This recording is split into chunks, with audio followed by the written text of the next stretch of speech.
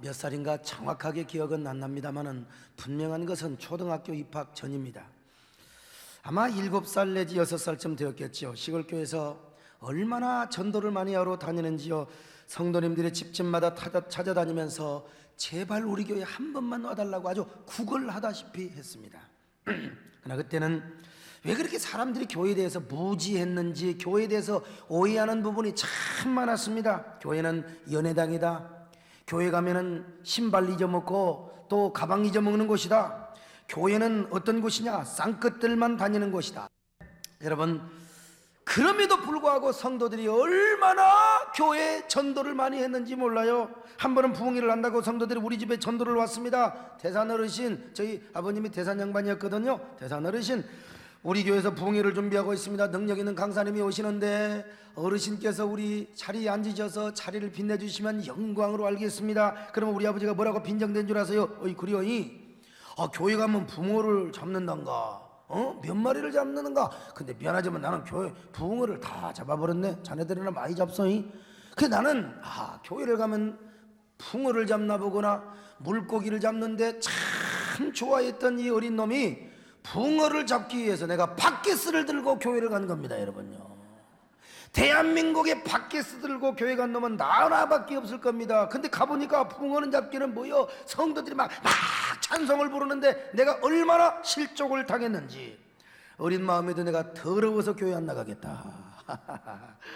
시험 들어서 바켓을 들고 시험 들어서 교회 안 나간 사람은요, 대한민국에 나밖에 없을 거예요. 그런데 고등학교 2학년 때 여학생 꼬시로 교회 한번 나가본다는 것이 내가 하나님 앞에 완전히 잡혀가지고 지금은 목사가 되어서 여러분 앞에 설교를 하고 있으니 얼마나 위대한 은혜입니까? 여러분, 교회에 데려올 때 아무나 데려오시기를 바랍니다. 장사수로 나오신 분도 좋고요, 요즘 선거철이라 선거 때문에 오는 사람도 좋고, 아무나 와도 좋소. 왜? 나도 여자 꼬시러 교회 가서 여러분 목사 됐어요. 지금 여러분 큰 교회 목사가 되어서 이 시대의 부흥을 이끌어가고 있는 여러분 신령한 목사가 되었으니 아무나 전도해 오시길 바랍니다. 그렇다면 교회는 무엇인가? 붕어 잡는 곳인가? 천만의 말씀이요. 교회는 무엇 때문에 존재하는 것인가? 오늘 본문은 교회를 그리스도의 몸이라고 표현하고 있습니다. 그리고 교회의 존재 목적을 만물 안에서 만물을 충만케 하시는 자의 충만이라고, 그걸 위해서 존재한다고 말씀하고 있습니다. 그러면 왜 교회를 그리스도의 몸이라고 하는가? 로마서 11장의 말씀대로 하나님이 우리를 부르셨습니다. 예수의 이름으로 부르시고 예수의 이름으로 용서하시고 예수의 이름으로 구원을 해주셔서 예수 그리스도에게 접붙이고 우리를 그리스도와 하나로 만들음으로써 그리스도의 몸을 이루었기 때문에 교회를 바로 그리스도의 몸이라고 말하는 것입니다. 저는 시골에서 자랐기 때문에 제 손으로 나무에 접을 많이 붙여봤습니다. 밤나무도 감나무도 심심하면 낫으로 이렇게 껍데기 벗겨가지고 거기다가 이 껍데기 벗긴 가지를 딱 붙여가지고 비닐이로 꽉 싸가지고 실로 붙여놓으면요 10개 중에 9개는 삽니다. 내가 참 접 붙이는 기술을 참 아주 굉장히 좋았는데, 그런데 큰 나무에는요, 감나무 큰 나무, 밤나무 큰 나무에는 괜히 심심하니까 낫으로 껍데기 벗겨가지고 가지를 붙여놓으면은 여기서도 가지 생기고 저기서도 가지 생기고, 그래서 접을 많이 붙여놨다 이 말이요. 교회가 어떤 곳이냐? 바로 이런 곳이라 이 말입니다. 하나님께서 우리를 예수 그리스도의 이름으로 불러서 죄 씻어 구원하셨습니다.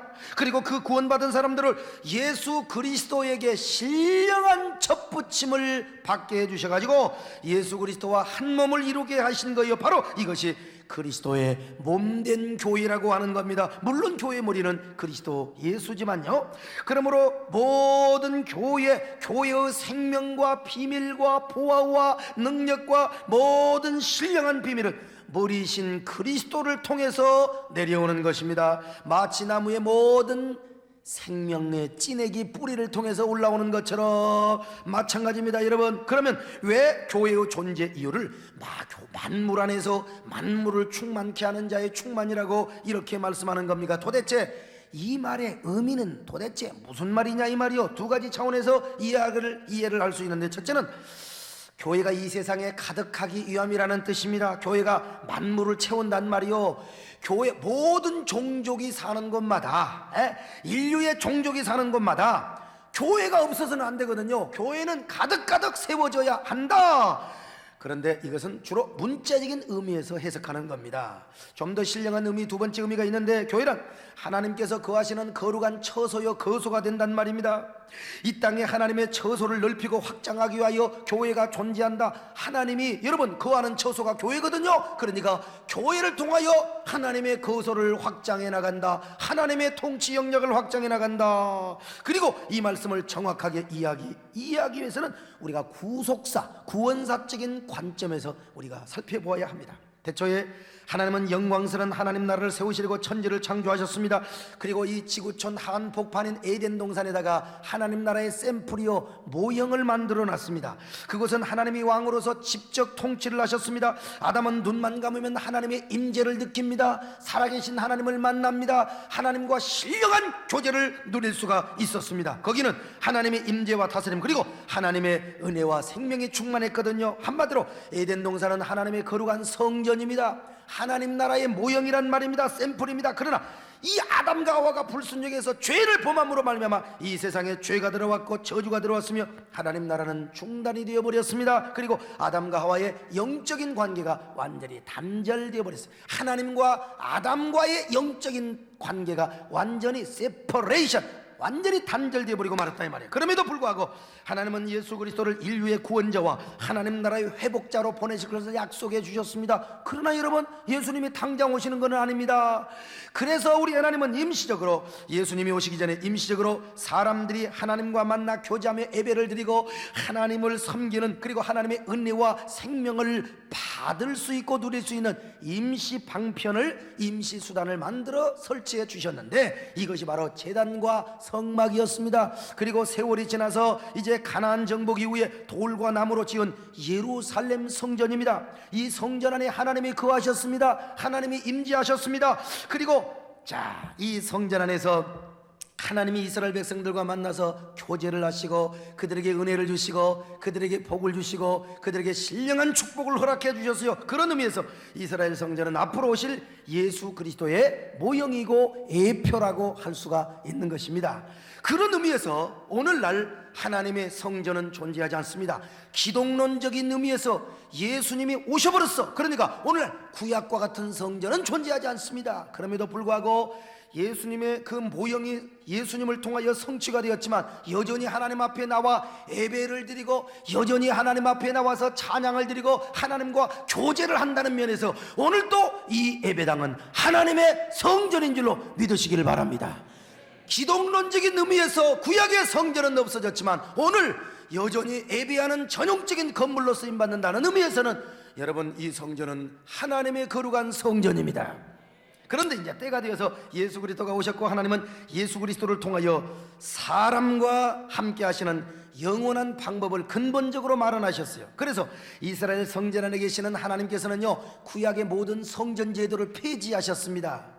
돌과 나무로 지은 성전을 다 무너뜨려 버렸습니다. 그리고 구원자로 오신 예수 그리스도의 육체 안에 하나님이 거하심으로써 또 하나의 새로운 성전을 건립하여 주셨습니다. 그리고 하나님의 계획은 예수 그리스도의 육체 안에 거하신 성전을 모든 성도들, 그를 믿는 구원받은 모든 성도들에게 이월되고 다 전달이 되고 확대가 되고 옮겨지기를 원했다 이 말이요. 바로 이 목적을 위하여 하나님은 오순절에 성령을 보내주셨습니다. 그리고 그 성령을 믿는 사람들의 마음속에 그 성령을 하나님의 자녀들의 마음속에 거하게 하시고 오늘날 예수님을 믿는 우리로 하여금 하나님의 거룩한 성전이 되게 하여 주셨습니다. 성전이, 그래서 예수님은 말씀하셨지 않습니까? 요한복음 2장 19절에서 이 성전을 넓라 내가 사흘 만에 다시 세우리라고 말입니다. 바울도 말합니다. 우리야말로 예수 그리스도의 피값으로 산받은 하나님의 거룩한 성전이 되었어요. 저와 오늘 여러분은 하나님의 거룩한 성전이 되었습니다. 신령한 성전이 되었습니다. 걸어다니는 성전이 되었습니다. 그래서 우리 모두 하나님의 성전으로 삼으셨는데, 그런데 하나님의 성전이 된 성도들 하나하나가 모이는 곳이 어디냐? 하나님의 성전된 성도들이 하나하나 모인 곳이 어디냐? 그게 바로 교회고 그 교회가 그리스도의 몸을 이루게 된 것이란 말입니다. 그러면 하나님은 어디에 거하십니까? 성령의 전이 된 성도들의 모임 곧 교회, 그리스도의 몸을 이루는 교회 안에 충만히 거하십니다. 따라서 교회가 예수 그리스도의 몸이고 하나님이 거하시는 거룩한 성전이시기 때문에 우리 하나님은 교회를 통하여 만물을 충만케 하십니다.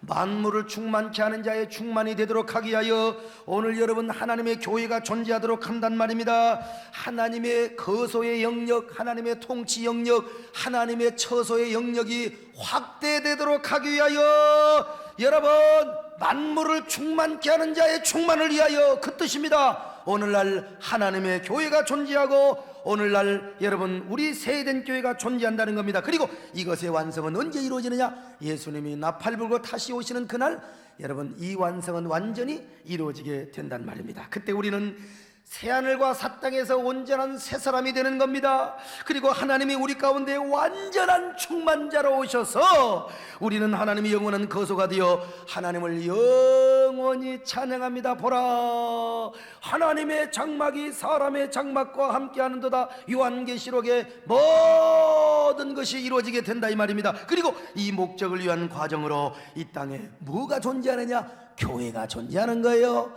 여러분 교회가 존재하는 이유가 바로 만물을 충만케 하는 자의 충만을 위해서. 여러분 이렇게 볼 때 자 우리는 중간 결론 하나 맺을 수 있습니다. 이 세상에서 가장 영광스러운 곳이 바로 교회다. 이 세상에 교회보다도 영광스러운 곳이 없고 교회보다도 신령하고 거룩한 곳이 없단 말입니다. 이런 영광스럽고 거룩한 교회는 국회보다도 청와대보다도 백악관보다도 더 영광스러운 것이 하나님의 교회인 줄로 믿습니다. 그렇다면 이런 영광스러운 교회를 나와서 예배를 드리는 사람은 얼마나 영광스러울 뿐만 아니라 아니 나와서 교회를 섬기고 봉사하는 것은 얼마나 영광스럽겠습니까? 이것을 알면 우리가 눈물나게 영광스럽고 눈물나게 감격스러운 것이 바로 교회의 봉사요 헌신이라고 하는 것입니다. 오늘날 많은 사람들이 겨우 예배나 출석하지 봉사의 영광을 몰라요. 봉사의 영광을 모르니까 겨우 한 달에 두세 번 예배 나오는 것으로 족하다 이 말이요. 그러나 여러분 예배를 드릴 뿐만 아니라 교회를 섬기고 봉사하는 것은 이 세상의 최고의 영광인 줄로 믿으시기를 바랍니다. 그래서 시편 기자는 이렇게 고백했어요. 주의 궁전에서 한날이 다른 곳에서 첫날보다 나은즉 악인의 장막에 거함보다 내 하나님의 문지기로 있는 것이 좋사오니.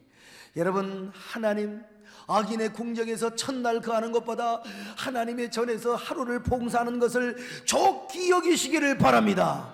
영광스럽게 여기시기를 바랍니다. 여러분 교회를 봉사하는 것은 참으로 영광스러운 겁니다. 가장 영광스러운 일입니다. 하나님의 거소를 확장하는 일이요 또한 축복과 천국 상급을 받는 일이요 신앙 성장의 지름길이기 때문에 그렇습니다. 그리고 무엇보다 하나님이 기뻐하시는 일이에요. 그러므로 이제부터 봉사 신앙의 영광을 회복하시기를 바랍니다. 봉사의 가치와 의미와 보람과 이 행복을 여러분이 회복하는 여러분들이 되시기를 주의 이름으로 축원합니다. 그러면 우리가 구체적으로 어떻게 봉사의 영광을 회복할 수 있을까? 첫째로 교회 봉사가 최고의 영광이요 특권임을 일단 알아야 돼요. 여러분 교회는 아무나 다니는 줄 아십니까? 하나님이 선택해야 하나님이 불러야 나오는 거요. 교회는 아무나 오나 아무나 옵니까? 그런데 더구나 세대된 교회는 아무나 온 게 아니에요. 특별히 하나님이 불러주셔서 수많은 경쟁률을 제치고 왔잖아요. 이 세상에 얼마나 교회가 많은데 그 많은 가운데 세대된 교회 온다는 거요. 거기다가 세대된 교회 나온다고 다 봉사합니까? 천만의 말씀이요 엄청난 경쟁률을 거친 알곡 중에 알곡의 성도가 봉사하는 겁니다. 봉사는 아무나 한 줄 아세요? 은혜 받은 사람이요 봉사를 하는 거 아닙니까? 여러분 봉사를 최고의 영광이요 특권으로 생각하는 사람만이 교회에 나와서 봉사하는 겁니다.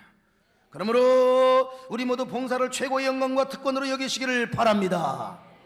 어느 교회는요 교장 선생님이 봉고차 운전을 하면서요 교인들을 싣고 다니고 교인들을 착 셔틀버스 운전하고 다니면서 주차장에 보니까 착 하는 여러분요 그러니 성도들이 절로 은혜 받죠. 절로 저리 가서 은혜 받는단 말이 아니야. 저절로 은혜 받는다 이 말이에요.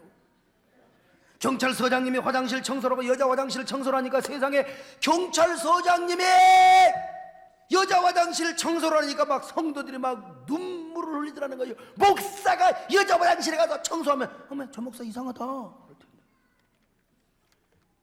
어떤 교회는 변호사 집사님이 식당에서 봉사를 하니까 감동을 받다라는 겁니다. 여러분, 우리 교회도 예외는 아니요. 우리 교회도요, 장로님들의 행주치마 입고 진짜 아줌마같이 보이더만 행주치마 입고 봉사하는 장로님들이 계십니다.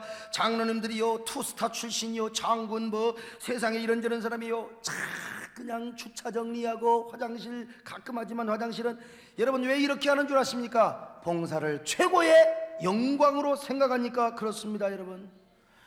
그러나 앞으로 세상에서 좀 지체 높으신 분들 봉고차 운전도 하시고 여러분 교회 앞에서 많이 봉사하시기 바랍니다. 그러면 성도들이 은혜 받는 거예요.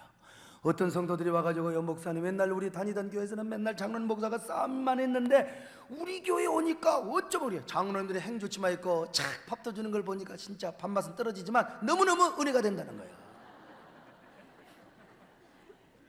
봉사의 특권과 영광을 아는 사람만이 하는 거예요. 두 번째, 축복과 상급의 꿈을 꿔야 돼요. 축복과 상급의 꿈을 꿔야 돼요. 시편 126편을 보니까 이스라엘 백성들은 자손 대대로 축복의 꿈을 꾸며 거두리로다 축복의 명문가의 꿈을 꾸면서 그들은 눈물로 씨를 뿌렸습니다. 성전을 지었습니다. 여러분요, 또한 갈라디아 6장을 보니까 사도 바울 역시 축복의 열매를 거둘 것을 꿈꾸며 봉사의 씨를 뿌리자고 했습니다. 그러므로 우리는 축복과 상급의 꿈을 꿀 때 봉사의 영광을 회복할 수가 있는 겁니다. 내 봉사로 축복의 명문가를 이룬다, 우리 자녀들이 축복을 받는다, 여러분 영광이 깨게 된다 이 말입니다. 저는 몇 주 전에 바르셀로나에서 열리는 유럽 코스트 주강사로 제가 다녀왔습니다. 그런데 거기 가서 성가족교회 건축 현장을 방문한 적이 있는데, 성가족교회는 세계적으로 유명한 가우디라고 하는 건축가가 설계를 하는데 자그마치 200년을 지었어요. 200년. 개신교 건물은 아니지만 성당 건물이지만 규모가 얼마나 웅장한지 우리 세대기 건물은 부속 건물에 불과할 정도입니다. 200년을 지어왔으니 얼마나 웅장하겠습니까? 지금도 한쪽에서는요, 건물을 짓고 200년이나 되었으니까 한쪽에서는 건물 짓고 한쪽에서는 이게 건물을 닦아요. 얼마나 건물이 큰가 한번 여러분 생각해 보십시오. 그만큼 그런데 200년을 지어온 것은 꼭 웅장해서만이 그렇게 오래 지은 건 아닙니다. 돈이 떨어지면 못 짓고, 돈이 떨어지면 못 지으니까 중단이 됐던 겁니다. 그만큼 경비가 많이 들기 때문에 모든 건물 자체가 석조 건물이요. 그리고 무슨 아기 천사, 늙은 천사, 중년 천사, 별놈의 조각을 다 해놔가지고 그게 세월이 얼마나 많이 걸리겠습니까? 수많은 세월이 걸리겠죠. 조각만 봐도 신경질이 나도록 감탄사가 나와요. 우리 새내기라 막 콘크리트 리모컨다가 부숴버리니까 그냥 빨리 짓죠. 우리도 석조 건물로 지면 아직도 뺐다고 밖에 못했을 겁니다. 아마 그렇게 질 필요가 있을까? 그렇지만 정말로 감탄사가 나올 적. 한 번은 스페인 정부에서 이 일을 너무나 안타깝게 여겨서 세계적으로 유명한 국보급의 건물이니까 국고에서 보조를 해주자, 국회까지 통과를 해가지고 국고에서 보조해주자 그렇게 했는데요, 교회 측에서는 그 보조 거절했대요. 그 보조 거절했답니다. 왜 그런 줄 아십니까? 성전 건축은 최고의 축복이요, 자손만대까지 축복의 명문가를 이루는 기회인 만큼 우리 돈으로 짓겠다 이 말이야. 우리가 헌금해서 짓겠다 이 말입니다. 이 성전 건축의 영광을 정부에 절대로 빼앗기지 않겠다. 우리 대에 다 못 지면 우리 자녀들이 지을 것이요, 우리 자녀들이 못 지면 우리 후손들이 질 것이 아니야. 이렇게 해서 성전을 건축하면 우리의 자손 만대 대대까지 하나님이 축복해 줄 것이다. 이런 고집이 있어가지고 그들은 지금도 계속해서 망치질하고 있어요. 참 감동이 되더라고. 나 같으면요, 대한민국 정부에서 보조해 준다면요, 난 얼른 터불어. 여러분들 명모가 되건 말거나 그냥 일단 지고 봐야지 그냥. 그럴 텐데 이 양반들은 참 보조를 해줘도 안 받는다는 겁니다. 참. 나는 대한민국 정부에서 교회 짓는다고 한번요 좀 돈 좀 대줄 날이 있으면 좋겠어요. 나는 얼른 가서 국회 가서 얼른 받아옵니다. 그러나 그들은 축복의 꿈을 꾸며 하늘 상급을 바라보니 이렇게 고집을 피우고 있는 거 아닙니까? 끝까지 자기들의 손과 자기들의 헌신으로 교회를 짓겠다는 거요. 그래서 우리가 축복을 받겠다는 겁니다. 얼마나 놀라운 믿음입니까 여러분? 사실 우리 교회도 사실은 이런 믿음으로 지은 거 아닙니까? 영광의 가문이요, 축복의 명문가를 만들기 위해서요, 우리는 눈물을 흘리면서 우리는 주님 앞에 이렇게 봉사에 있지 준물로 씨를 뿌리며 웅장한 성전을 지었습니다. 여러분요, 앞으로도 이런 봉사의 신앙이요, 헌신과 희생의 신앙을 잃지 마시기를 바랍니다. 이 신앙을 빼앗기지 마시기를 바랍니다. 그럴 때 우리는 더 열심히 교회를 섬길 수 있어요. 봉사의 영광을 회복할 수가 있는 겁니다. 저는 또한 1992년 올림픽 마라톤 경기 때 황영조 선수가 달렸던 마지막 고개탁을 정말로 죽어라 달린 적이 있어요. 그 거리가 약 한 2km 정도 되었는데 구두를 신고 양복을 입고 달린다는 것은 여러분, 이거 보통 빚진 사람 아니고는 달릴 수가 없어요. 그러나 신앙생활과 목회의 삶의 마라톤과 같다는 생각을 하면서 저는 죽을 각오를 하면서 뛰었습니다. 저는 그 길을 뛰면서 황영조 선수의 비하인드 스토리를 생각해 봤어요. 황영조 선수가 그냥 올림픽에서 여러분 마라톤을 그냥 금메달리스트가 된 것이 절대로 아닙니다. 그는 훈련을 얼마나 많이 받았는지, 훈련 도중에 너무 강훈련을 받다가 죽어버리고 싶었어요. 한강변을 달리다가 한강물에 내가 빠져 죽어버리리라. 왜? 너무나 힘들어서. 이렇게 힘들게 했다가 연장 금메달도 못 따면 얼마나 쪽팔리겠느냐. 아니, 한 번은 칼을 품고 뛰었어요.